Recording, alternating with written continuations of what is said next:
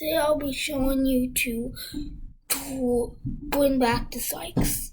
So go to the Chrome Web Store if you have it.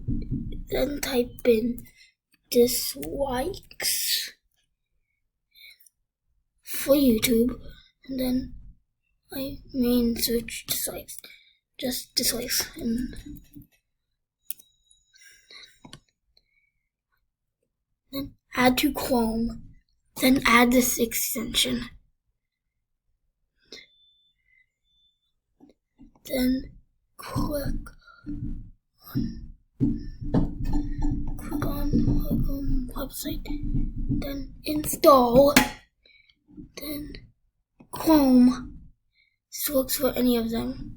I'm doing the same sin, but this might work. And then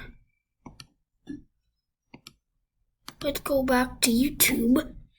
Then let's check YouTube Rewind 2 ways. You can see if it has dislikes. It worked!